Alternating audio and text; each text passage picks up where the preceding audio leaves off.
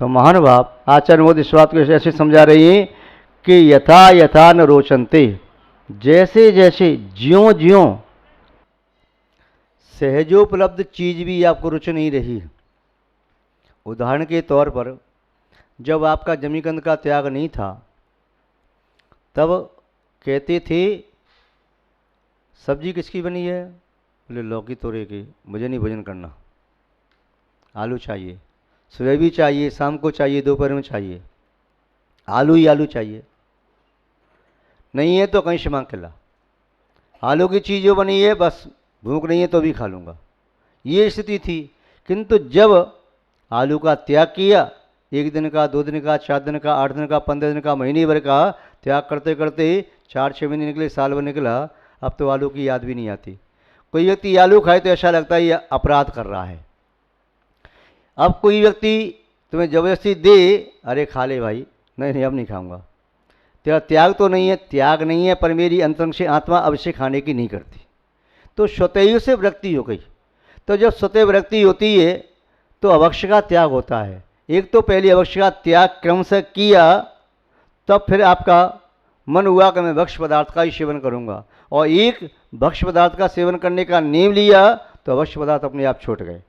तो सहजोपलब्ध पंचेंद्रिय के विषय, स्पर्श इंद्रिय का विषय, रसना इंद्रिय का विषय, घ्राण इंद्रिय का विषय, चक्षु इंद्रिय का विषय, कर्ण इंद्रिय का विषय, ये सहज विषय जब आपको रुचिकर नहीं लग रहे हैं तो इंद्रियों से परे जो चीज़ है अतीन्द्रिय, उस आत्मा की ओर तुम्हारा गमन होना चाहिए।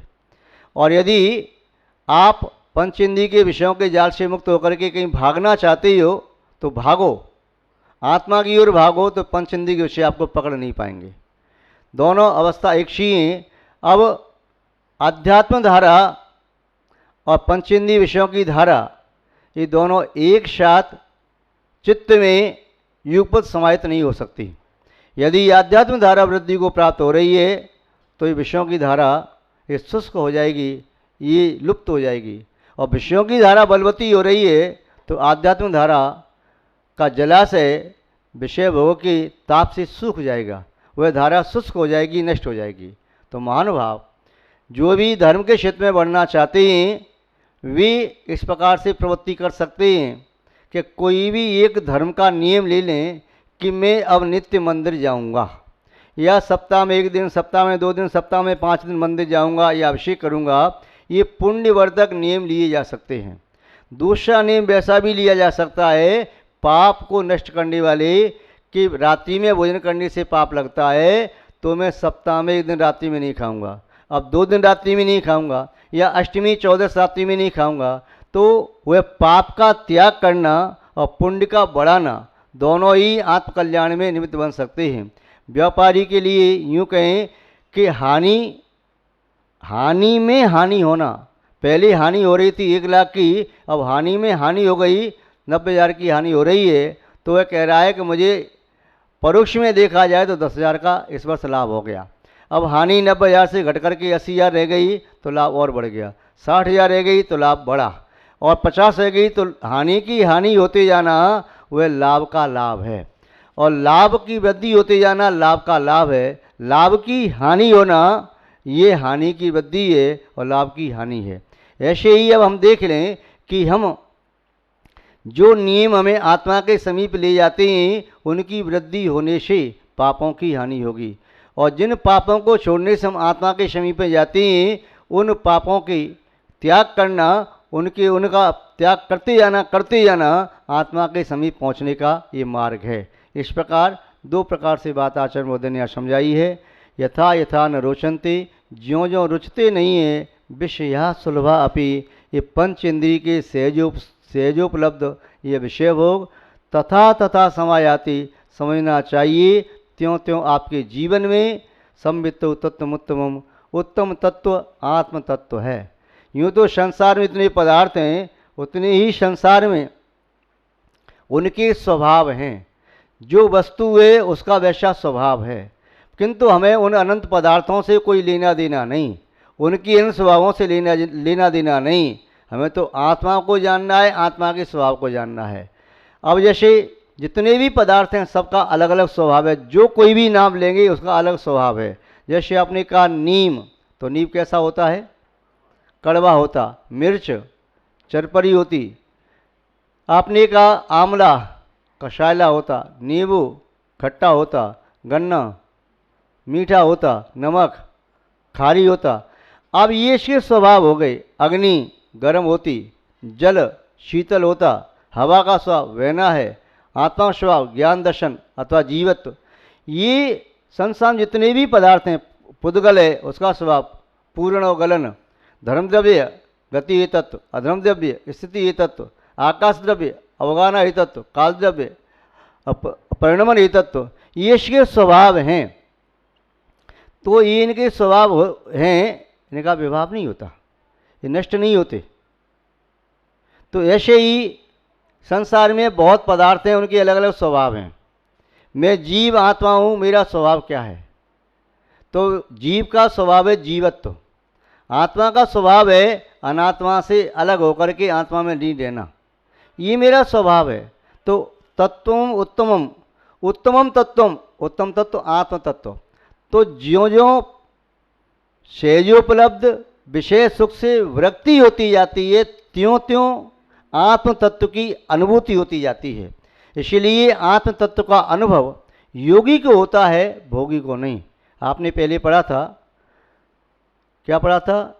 एको हम निर्ममः शुद्धो ज्ञानी योगींद्र गोचरः वाह्य संयोगजा भावा मत सर्वथा। ये वाह्य संयोगज भाव जो अनुभूति में आ रही हैं, तो समझो अभी आपको आत्मा की अनुभूति नहीं हो रही। और जब आपको आत्मा की अनुभूति होने लगेगी तो वाह्य संयोजक भाव आपकी अनुभूति में नहीं आएंगे। तो वह आत्म तत्व की अनुभूति किसको होती है? तो वह उसको होती है जिसे अपनी एकत्व आत्मा का बोध हो गया है। एको हम, जो निर्मम, जो पाप से रहित है, मम का अर्थ पाप भी होता है, और ममत्व भाव से रहित है, राग द्वेष से रहित हो रहा है। एको हम नम शुद्धो, जिसकी आत्मा पवित्र है, शुद्ध है। ज्ञानी, जो तत्वबोध से सहित है। योगींद्र, जो योगियों में श्रेष्ठ है। गोचरहा, वह आत्मा उसके गोचर ही होती है, उसके जानने में अनुभव करने में आती है, उसके अतिरिक्त आत्मा भोगी आदि के अनुभव में नहीं आती। तो यहाँ पर कहा कि भोगों का परित्याग करके ही योग को ग्रहण किया जा सकता है, और योग की ओर बढ़ते हुए कदम भोग से मुक्त होने का मार्ग है। और भोग से छूट जाना तो योग की ओर दौड़ जाना चाहिए, वह योग प्राप्ति का मार्ग है। इस प्रकार आचार्य महोदय ने आत्म तत्व को प्राप्त करने का विधि परक और निषेध परक मार्ग बताया। आज बस इतना ही, शेष विषय बाद में देखेंगे। जय बोलिए श्री शांतनाथ भगवान की, परम पूज्य आचार्य गुरुदेव श्री विद्यानंद जी महाराज की, अहिंसामय विश्व धर्म की। जय बोलिए त्रिकालवर्ती त्रैलोक पूज्य विश्वाराध्य पंच परमिष्ठी भगवान की, अनंत अनंत सिद्ध परमिष्ठी भगवान की, वर्तमान जन शासन नायक श्री वर्धमान महावीर भगवान की, परम पूज्य आचार्य भगवान श्री पूज्यपाद स्वामी मुनि महाराज की, परम पूज्य सिद्धांत चक्रवर्ती श्वेत विचाचार्य गुरुदेव श्री विद्यानंद जी मुनि महाराज की, विश्व कल्याणकारक अहिंसा प्रधान श्रीमद विश्व धर्म की। जैनम जयतु शासनम विश्व कल्याणकारकम। धर्मानुरागी सत श्रद्धालु यहाँ पर उपस्थित आप सभी भव्य वर पुंडरीक पुण्यात्मा महानुभाव, आचार्य भगवान पूज्यपाद स्वामी इष्टोपदेश ग्रंथ के माध्यम से भव्य प्राणियों को आत्मा के बारे में कुछ निर्देश दे रहे हैं। आत्मा को प्राप्त करने की टिप्स, कोई सूत्र मिल जाए ना आपको, आप कहते हैं कोई हिंट करो थोड़ा सा, तो एक हिंट हैं, टिप्स हैं। जैसे मार्ग में चलने वाला व्यक्ति माइल स्टोन्स को देख करके विश्वस्त रहता है, उस माइल स्टोन पर दो प्रकार की दूरी लिखी रहती है। जहाँ सामने आपको जाना है वह भी दूरी लिखी है कि वो स्थान यहाँ से इतनी दूर रह गया। उसी माइल स्टोन पर मुड़ के देखोगे तो जहाँ छोड़ के आई हो उसकी दूरी लिखी रहती है कि आप वहाँ से चल कर के इतना आ गए। आचार्य महोदय आत्म तत्व को प्राप्त करने की विधि बता रहे हैं। कैसे प्राप्त किया जा सकता है आत्म तत्व को? क्या प्राप्त किया भी जा सकता है? हाँ, तुमने कैसे जाना किया जा सकता है? उदाहरण दे दिया, क्योंकि अनंत महापुरुषों ने प्राप्त किया है, आज भी प्राप्त कर रहे हैं, आगे भी प्राप्त करेंगे। यदि प्राप्त किया है तो हम भी प्राप्त कर सकते हैं। एक कंकर शंकर बन सकता है तो एक आत्मा परमात्मा बन सकती है, तो उसी तरह से दूसरा कंकर भी शंकर बन सकता है, दूसरी आत्मा भी परमात्मा बन सकती है। कनक पाषाण में निहित स्वर्ण शुद्ध रूप से निकाला जा सकता है, तो दूसरे कनक पाषाण का सोना भी निकाला जा सकता है। जैसे उस पाषाण को तपा करके काट छांट करके शुद्ध सोना प्राप्त किया जा सकता है, वैसे ही आत्मा में निहित पाप कर्म और पुण्य कर्म को अलग करके घातिया कर्मों का नाश करके वह द्रव्य कर्म भाव कर्म नो कर्मों का त्याग करके ये आत्मा परमात्मा की अवस्था को प्राप्त कर सकता है। महानुभाव आचार्य मोदी यहाँ बता रही हैं कि उस आत्म तत्व की प्राप्ति कैसे हो, वह आत्मा मिले कैसे। जैसे आप मार्ग में चलते हुए माइलस्टोन के अतिरिक्त फिर शाइन बोर्ड देखते हैं, उस शाइन बोर्ड को देख करके आपको और विस्तृत जानकारी प्राप्त हो जाती है। उस पर रूट बना होता है कि रोड कहाँ गया है, सीधा गया है कि मुड़ के गया है, वह एरो बना देती हैं। अथवा आगे संकीर्ण पुलिया है कि पुल है या कोई खतरा है, कोई पहाड़ी है, चढ़ाई है या रेलवे क्रॉसिंग है, तो वह साइन बोर्ड पर संकेत कर दिया। ऐसे ही हमारे पास ये शास्त्र हैं जो बताते हैं कि आगे आपके जीवन में क्या है, तो संकेत देते हैं आगे जीवन में संकीर्ण पुलिया आ रही है या मौत का संदेश आ रहा है, मृत्यु का दूत आ रहा है, अब आपके जीवन में अनुकूलता है, अब ये चढ़ाई है, ये मोड़ है, ये अनुकूलता है, प्रतिकूलता है, ये सब संकेत हमें जिनवाणी रूपी शाइन बोर्ड के माध्यम से मिलते हैं। यदि मार्ग में कोई व्यक्ति चल रहा हो तो उसके पीछे पीछे चल करके हम सहजता में उस मंजिल तक पहुंच जाते हैं। वैसे ही यहाँ पर मोक्ष मार्ग में जो चल रहे हैं उनका अनुकरण अनुगमन करने से हम भी सहजता में मोक्ष मार्ग में पहुंच जाते हैं। यदि मार्ग में चलने वाला साथी हमारे अनुकूल है, हम उससे चर्चा करते हुए जा रहे हैं, हमारा चित्त क्षोभ को प्राप्त नहीं हो रहा है, वह संक्षुभित नहीं है, आनंद की अनुभूति हो रही है, तब मार्ग शीघ्रता से और सहजता में तय हो जाता है। यदि मार्ग में प्रतिकूलता है, साथी प्रतिकूल है, चुप चला जा रहा है, मौन से जा रहा है या क्रोध में जा रहा है, अपशब्द कहते हुए जा रहा है, तो मार्ग तय करना बड़ा कठिन हो जाता है।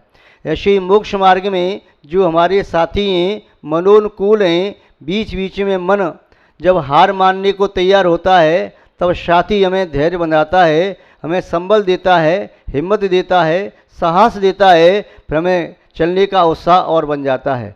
मार्ग में वह चर्चा करता हुआ, हमें हमारी शक्ति का परिज्ञान कराता हुआ, हमें साहस देता हुआ, उदाहरण सुनाता हुआ जब आगे चलता है तो हम में मंजिल तक पहुंचने का विश्वास जाग जाता है। फिर हम कोई भी प्रतिकूलता से डरते नहीं। मार्ग में चलने वाला साथी यदि नहीं होता तो हम वृक्ष की छाया को देख करके बैठ जाते, पुष्प वाटिका को देख करके बैठ जाते, कांटों की चुभन को देख करके रास्ते को बदल देते, या धूप छाया के देख करके हम व्याकुल होकर के हम मंजिल तक पहुंचने का अपना निर्णय ही बदल देते। किंतु साथी हमारे अनुकूल है, उसे प्राप्त करके फिर हमें कितनी भी प्रतिकूलता आ जाए, हमें और साहस देने वाला होता है, तो हम कहते हैं इनका मुकाबला अब डर करके नहीं डट करके करेंगे, हट करके नहीं डट करके करना है। और फिर हमारा साहस बढ़ता जाता है, हम एक एक छोटे छोटे लक्ष्य को प्राप्त करते करते फिर अंत में संपूर्ण लक्ष्य को प्राप्त करने में समर्थ हो जाते हैं। तो वे साथी हमारे निरंत गुरु जो हमें न केवल पथ देते हैं अपितु पाथे भी देते हैं, जो केवल हमें मार्ग नहीं देते अपितु मार्ग के साथ साथ ऐसा समझे भी हमें चरण भी देते हैं, चारित्र भी देते हैं, भी हमें मार्ग का प्रज्ञान भी देते हैं, भी हमें मार्ग का श्रद्धान भी देते हैं, और भी हमें तप करने की शक्ति देते हैं और अन्य इच्छाओं को रोकने की प्रेरणा देकर के हमारे तप का संवर्धन भी करते हैं। तो महानुभाव आचार्य महोदय यहाँ बता रहे हैं कि किस प्रकार उस उत्तम तत्व की अनुभूति की जा सकती है। जिस उत्तम तत्व को प्राप्त करने की विधि और निषेध परक दो विधि बताई, दो तरीके बताए कि किस प्रकार से आत्म तत्व को प्राप्त किया जा सकता है। तो पहला तरीका बताया, आत्म तत्व की ओर गमन करो, अनात्म तत्व छूट जाएगा। फिर कहा अनात्म तत्व को छोड़ो तो आत्म तत्व की ओर गति आपकी हो जाएगी। ठीक है, आत्म तत्व को प्राप्त करने का और तरीका क्या है, हमें रुचि तो है, तो उस तरीके को, उस विधि को यहाँ बता रही हैं किस प्रकार वह आत्म तत्व प्राप्त किया जा सकता है, आत्मा का लाभ हो सकता है। देखें पूज्य आचार्य महोदय के शब्दों में, निशामयति निशेष, निशामयति निशेष मिन्द्रजालोपमं जगत्, मिन्द्रजालोपमं जगत् स्प्रयत्यात्मलाभाय, स्प्रयत्यात्मलाभाय गत्वान्यत्रानुतप्यते, गत्वान्यत्रानुतप्यते।